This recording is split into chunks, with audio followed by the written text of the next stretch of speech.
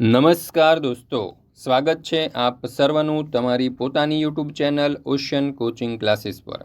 મિત્રો, આજે આપણે ધોરણ 8ની સામાજિક વિજ્ઞાન વિષયની જે નવી સ્વ-અધ્યયન પોથી આવી છે, એટલે કે સ્વ-અધ્યયન પોથીનો ભાગ 3 જે આવ્યો છે 2025-26નો નવો ભાગ, તે સ્વ-અધ્યયન પોથીના ભાગ 3માંથી સામાજિક વિજ્ઞાન વિષયનો જે પાઠ નંબર 15 છે ભારતીય બંધારણ, તેનું સંપૂર્ણ સોલ્યુશન આપણે આ વિડીયોની અંદર જોવાના છીએ। મિત્રો, આપણી આ ચેનલ ઉપર ધોરણ 8ની જે આ સ્વ-અધ્યયન પોથી છે તેના દરેક ભાગના સંપૂર્ણ સોલ્યુશનના વિડીયો અને પીડીએફ આપણી ચેનલ ઉપર મુકાઈ ચૂક્યા છે। તો જરૂરથી આ વિડીયો અને પીડીએફનો અભ્યાસ કરી લેજો તમારી પરીક્ષાની તૈયારી માટે, અને સાથે સાથે સ્વ-અધ્યયન પોથીના સોલ્યુશન માટે તમને ખૂબ જ ઉપયોગી થશે। સાથે આપણા વોટ્સઅપ ગ્રુપમાં પણ જોડાઈ જજો, જેથી કરીને આવનારા તમામ વિડીયો અને પીડીએફ જે છે સ્વ-અધ્યયન પોથીના સોલ્યુશનની, તેની લિંક તમને વોટ્સઅપ પર પ્રાપ્ત થતી રહે। ચાલો દોસ્તો, તો શરૂ કરીએ આપણે ધોરણ 8 વિષય સામાજિક વિજ્ઞાન પાઠ નંબર 15 ભારતીય બંધારણ। એમાં પ્રશ્ન નંબર 1 વિકલ્પો। પહેલો સવાલ, નીચે પૈકી કયું વિધાન ભારતના બંધારણ સાથે સુસંગત નથી? તો અહીંયા આપણને 4 વિધાન આપેલા છે, એમાંથી જવાબ આવશે વિકલ્પ ડી, વિધાન 4। અહીંયા મિત્રો ખાસ ધ્યાન રાખજો કે સવાલના જે વિકલ્પો છે ને તેની અંદર ભૂલ છે, એટલે આપણે અહીંયા વિકલ્પ ડી જે છે એમાં વિધાન 4 એવું લખેલું છે, કારણ કે વિધાન 4 જે છે એ જ સાચો જવાબ આવશે, કારણ કે બંધારણ માટે કુલ 266 બેઠકો નહોતી મળી, પણ 166 બેઠકો મળી હતી। ત્યાર પછી બીજું, નીચે પૈકી કઈ બાબત ડૉક્ટર બાબા સાહેબ આંબેડકર સાથે લાગુ પડે છે? બાબત 1, બંધારણ સભાના અધ્યક્ષ। બાબત 2, બંધારણની ખરડા સમિતિના અધ્યક્ષ। તો જવાબ આવશે અહીંયા વિકલ્પ બી, ફક્ત બાબત 2। ત્યાર પછી છે ત્રીજું, ડૉક્ટર રાજેન્દ્ર પ્રસાદ માટે કઈ બાબત સુસંગત છે? બાબત 1, બંધારણ સભાના અધ્યક્ષ, કે બાબત 2, સ્વતંત્ર ભારતના પ્રથમ રાષ્ટ્રપતિ? તો જવાબ આવશે વિકલ્પ સી, ફક્ત બાબત 2 સાચી છે, કારણ કે તેઓ જે છે તે સ્વતંત્ર ભારતના પ્રથમ રાષ્ટ્રપતિ તો હતા, પણ સાથે સાથે તેઓ બંધારણ સભાના અધ્યક્ષ પણ હતા। તો જવાબ આવશે વિકલ્પ સી, બંને બાબત સાચી છે। ત્યાર પછી ચોથું, બંધારણ ઘડતર માટે કેટલો સમયગાળો લાગ્યો હતો?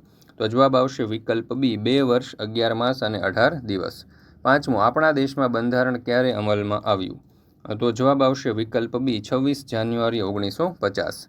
ત્યાર પછી છઠ્ઠો સવાલ, બંધારણ નિર્માણ વખતે મતાધિકારની ઉંમર કેટલી નક્કી કરવામાં આવી હતી? તો જવાબ આવશે 21 વર્ષ। સાતમું, તમારી ઉંમર હાલમાં 13 વર્ષ છે, તો કેટલા વર્ષ પછી તમે મતદાન કરી શકશો? તો 13 ને 5 18, એટલે 5 વર્ષ પછી મતદાન કરી શકીએ। આઠમું, ભારતમાં આગામી લોકસભાની સામાન્ય ચૂંટણી કયા વર્ષમાં યોજાશે? તો જવાબ આવશે વિકલ્પ સી, 2029। નવમું, નીચે પૈકી કોણ બંધારણ સભાના સભ્ય નથી? તો જવાબ આવશે વિકલ્પ સી, મોહનદાસ ગાંધી। ત્યાર પછી અહીંયા તમે જોશો તો આવશે પ્રશ્ન નંબર 2, નીચેની ખાલી જગ્યા પૂરો।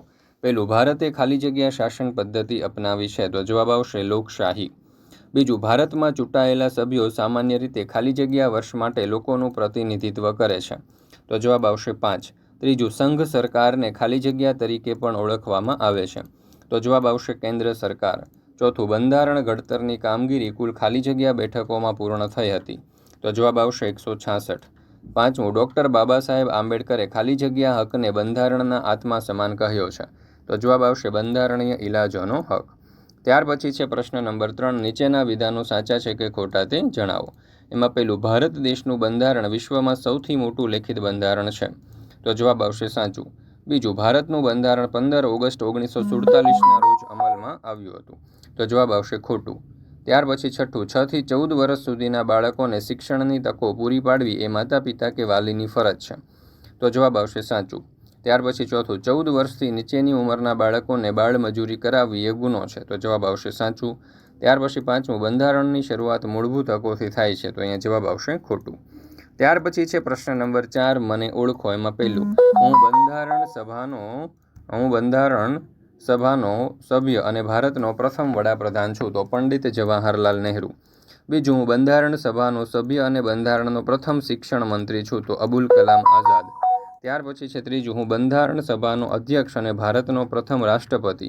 તો અહીંયા જવાબ આવશે ડૉક્ટર રાજેન્દ્ર પ્રસાદ। ચોથું, હું બંધારણની ખરડા સમિતિનો અધ્યક્ષ અને ભારતનો પ્રથમ કાયદા મંત્રી છું? તો જવાબ આવશે ડૉક્ટર બાબા સાહેબ આંબેડકર અથવા તો ડૉક્ટર ભીમરાવ આંબેડકર। પાંચમું, હું બંધારણ સભાનો સભ્ય અને ભારતનો પ્રથમ ગૃહમંત્રી? તો જવાબ આવશે સરદાર વલ્લભભાઈ પટેલ। ત્યાર પછી છે પ્રશ્ન નંબર 5, જોડકા જોડો। એમાં પહેલું છે બંધારણ દિવસ, તો એને આપણે જોડીશું વિકલ્પ ડી, 26 નવેમ્બર સાથે। બીજું છે સ્વાતંત્ર્ય દિન, તો એને જોડીશું વિકલ્પ એ 15 ઓગસ્ટ સાથે. ત્રીજું છે પ્રજાસત્તાક દિન, તો એને જોડીશું વિકલ્પ ઈ 26 જાન્યુઆરી સાથે. ચોથું છે માનવ અધિકાર દિન, તો એને જોડીશું વિકલ્પ બી 10 ડિસેમ્બર સાથે. બંધારણ સભાની પ્રથમ બેઠક, તો જોડીશું વિકલ્પ સી 9 ડિસેમ્બર સાથે. મિત્રો, પ્રશ્ન નંબર 6 જોઈએ.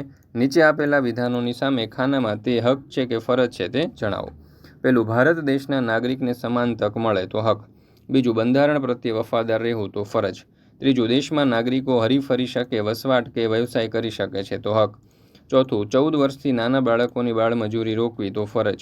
પાંચમું, રાષ્ટ્રીય સંસ્થાઓ, રાષ્ટ્રધ્વજ અને રાષ્ટ્રગીતનો આદર કરવો તો ફરજ. છઠ્ઠું, જાહેર મિલકતોનું રક્ષણ કરવું તો ફરજ. સાતમું, પોતાના વિચારો અભિવ્યક્ત કરવા માટેની સ્વતંત્રતા તો હક. આઠમું, 6 થી 14 વર્ષના દરેક બાળકને શિક્ષણ આપવું તો ફરજ. અન્યાય સામે ન્યાયાલયનો આશરો તો હક. કોઈ પણ ધર્મ પાળવાની સ્વતંત્રતા તો હક. ત્યાર પછી છે પ્રશ્ન નંબર 7. આપેલા પ્રશ્નોના મુદ્દાસર ઉત્તર લખો. પહેલું, લોકશાહી એટલે શું? તો લોકશાહી એટલે લોકોનું, લોકો દ્વારા અને લોકો માટે ચાલતી શાસન વ્યવસ્થા. પ્રજાની સત્તા કે ચલણવાળા અને પ્રજાના વહીવટવાળા શાસનને લોકશાહી કહેવામાં આવે છે. આપણા દેશની લોકશાહીમાં સામાન્ય રીતે દર 5 વર્ષે ચૂંટણીઓ યોજાય છે, જેમાં 18 વર્ષ કે તેથી વધારે ઉંમરના મતદારો ગુપ્ત મતદાન પદ્ધતિ વડે પોતાના પ્રતિનિધિઓ ચૂંટે છે. ત્યાર પછી છે બિનસાંપ્રદાયિક દેશ એટલે શું? તો ભારત એક બિનસાંપ્રદાયિક દેશ છે. બિનસાંપ્રદાયિક એટલે ભારતનું શાસન તંત્ર કોઈ ધર્મ કે સંપ્રદાયની માન્યતાને આધારે ચાલતું નથી. ધર્મ કે સંપ્રદાયના આધારે નાગરિકો વચ્ચે ભેદભાવ કે પક્ષપાત રાખવામાં આવતો નથી. નાગરિકને પોતપોતાનો કે પસંદગીનો ધર્મ પાળવાની, ગમે તે ધાર્મિક માન્યતા ધરાવવાની તેમજ તેનો પ્રચાર અને પ્રસાર કરવાની સ્વતંત્રતા મળેલી છે. તેમાં કોઈ પણ બિનજરૂરી દખલગીરી કરી શકે નહીં. ત્યાર પછી ત્રીજું, બંધારણના મૂળભૂત હકો જણાવો. તો એમાં મૂળભૂત હકોમાં જોઈએ તો ભારતના નાગરિકને બંધારણે આ 6 મૂળભૂત હકો આપ્યા છે. પહેલું, સમાનતાનો હક. બીજું, સ્વતંત્રતાનો હક. ત્રીજું, શોષણ સામે વિરોધનો હક. ચોથું, ધાર્મિક સ્વતંત્રતાનો હક. પાંચમું, સાંસ્કૃતિક અને શૈક્ષણિક હક. અને છઠ્ઠું, બંધારણીય ઇલાજોનો હક. ત્યાર પછી છે પ્રશ્ન નંબર 8. નીચે આપેલા પ્રશ્નોના 1-2 વાક્યમાં જવાબ લખો. પહેલું, બંધારણ સભાના કોઈપણ 5 પ્રતિનિધિઓના નામ જણાવો. તો ડૉક્ટર બાબા સાહેબ આંબેડકર, રાજેન્દ્ર પ્રસાદ, જવાહરલાલ નહેરુ, સરદાર વલ્લભભાઈ પટેલ, મૌલાના અબુલ કલામ. બીજું, બંધારણ સભાના મહિલા પ્રતિનિધિઓના નામ જણાવો. તો શ્રીમતી સરોજિની નાયડુ અને શ્રીમતી વિજયાલક્ષ્મી પંડિત વગેરે બંધારણ સભાના મહિલા પ્રતિનિધિઓ હતા. ત્રીજું, સંઘીય શાસન વ્યવસ્થામાં કેટલા પ્રકારની સરકાર હોય છે? કઈ કઈ? તો સંઘીય શાસન વ્યવસ્થામાં આ 2 પ્રકારની સરકારોની રચના કરવામાં આવે છે: સંઘ સરકાર, કેન્દ્ર સરકાર અને બીજું રાજ્ય સરકારો. ત્યાર પછી છે પ્રશ્ન નંબર 9. નીચે બંધારણના કેટલાક સભ્યોના ફોટા આપ્યા છે, તેમના નામ જણાવો. તો પહેલા છે ડૉક્ટર ભીમરાવ આંબેડકર, બીજું છે જવાહરલાલ નહેરુ, ત્રીજું છે શ્યામાપ્રસાદ મુખર્જી, ચોથું છે સરોજિની નાયડુ, ત્યાર પછી નીચે અબુલ કલામ આઝાદ, વિજયાલક્ષ્મી પંડિત, રાજકુમારી અમૃત કૌર, કનૈયાલાલ મુનશી, ત્યાર પછી છે હોમી મોદી અને ત્યાર પછી છે હંસાબેન મહેતા.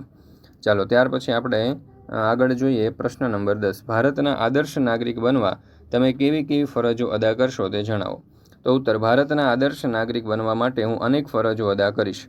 હું મારા દેશના બંધારણનું સન્માન કરીશ અને કાયદાનું પાલન કરીશ. દેશની એકતા અને અખંડિતતાને જાળવી રાખીશ. મતદાન કરવાનો નાગરિક ધર્મ માની અને નિષ્ઠાપૂર્વક મત આપીશ. હું અન્ય નાગરિકો સાથે સૌહાર્દપૂર્વક વર્તીશ અને જાતિ ધર્મના ભેદભાવ ઉપર ઉઠીશ. હું સ્વચ્છતા જાળવીશ, પર્યાવરણને સુરક્ષિત રાખીશ અને રાષ્ટ્રીય ચિહ્નો તથા ધ્વજનું સન્માન કરીશ. ઉન્નત શિસ્ત અને શિસ્તબદ્ધ જીવન જીવી હું દેશના વિકાસમાં સહયોગ આપીશ. આ બધા મારા નાગરિક તરીકેના કર્તવ્ય છે જે હું ઈમાનદારીથી નિભાવીશ. મિત્રો, ધોરણ 3 થી 10ની જે નવી સ્વાધ્યાયન પોથીઓ આવી છે 2025-26માં, તે નવી સ્વાધ્યાયન પોથીઓના દરેક પાઠના સંપૂર્ણ સોલ્યુશનના વિડીયો અને PDF આપણી ચેનલ ઉપર મુકાઈ ચૂક્યા છે. હવે આ PDF તમે વોટ્સઅપ પર પણ મેળવી શકો છો અને એપ્લિકેશન પર તેનો અભ્યાસ કરી શકો છો. વોટ્સઅપ પર PDF મેળવવા માટેનો નંબર છે 7046222254 અને એપ્લિકેશનનું નામ છે ocean coaching classes. Application download કરવાની લિંક તમને નીચે ડિસ્ક્રિપ્શન બોક્સમાં પણ મળી જશે. તો જરૂરથી દરેક વિદ્યાર્થીઓએ આ સ્વાધ્યાયન પોથી મેળવી અને તેનો અભ્યાસ કરી લેવો. સાથે તમે ધોરણ 3 થી 12ની કોઈ પણ પ્રકારની PDF અને PPT મેળવવા માંગતા હોય તો એ પણ મેળવી શકો છો. એના માટે તમને નંબર આપેલો છે 7046222254 આ નંબર ઉપર તમે કોલ કરી અને આ પીપીટી છે અથવા તો પીડીએફ છે તમે વોટ્સઅપ પર મેળવી શકો છો.